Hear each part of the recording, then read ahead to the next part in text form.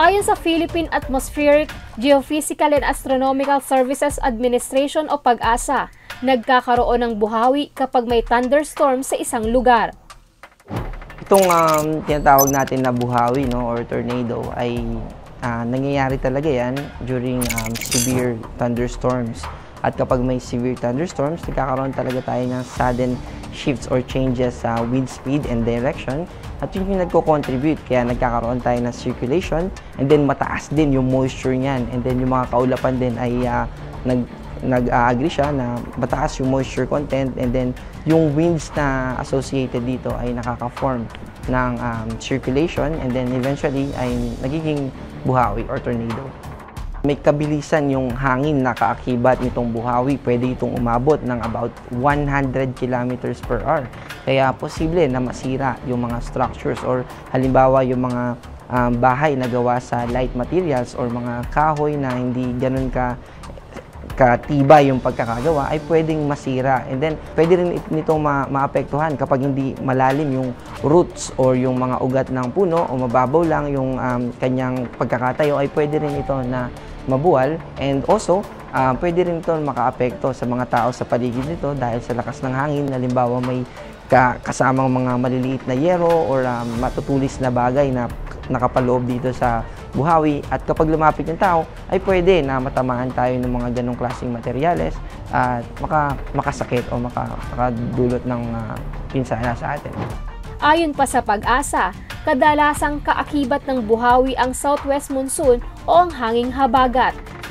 May tinatawag tayo na veer winds, or kapag may southwest monsoon na winds kasi ay nagiging favorable ito, plus yung moisture na dala nung galing sa galing doon sa malapit sa equatorial region. Ibig sabihin marami itong moisture na dala, then nagko-contribute din iyon. Ibig sabihin during May to September ay posible talaga tayo, and ito yung pinaka-common na time frame or months na kung saan posible tayo na makaranas ng mga buhawi. At yung peak naman, halimbawa yung pinakamadaming buwan, so May to June tayo ay ito yung mga buwan na kung saan ay makakaranas tayo ng mas mataas na tsansa ng mga buhawi.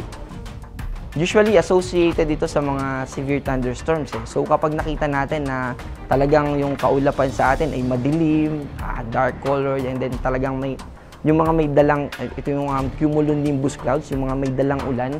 So usually ganito yung mga features para malaman natin kung posible ba na magkaroon ng buhawi. Usually associated siya dito sa mga ganitong pagkakataon. Sa geographical locations ay meron din itong contribution, lalo na sa wind direction. Kapag merong mga mountainous areas na makakapagpabago o ng shift ng wind, halimbawa ay ito yung bundok, so magkakaroon tayo ng movement na papunta dito yung hangin, then pwede rin naman na mag-shift siya ng paliko.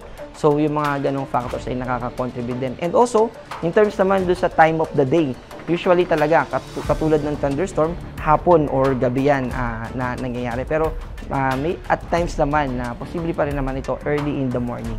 So tulad ng binanggit natin kanina, no, yung lakas ng hangin na about 100 kilometers per hour, ay isipin natin yung, halimbawa, nagmumotor tayo tapos nasa 100 na yung, di ba, napakatulin po nun. At kapag ganun kalakas na hangin yung tatama sa mga bubong natin, halimbawa hindi nakapako ng gusto, so posible talaga na maapektuhan yung mga ganong klase ng structure.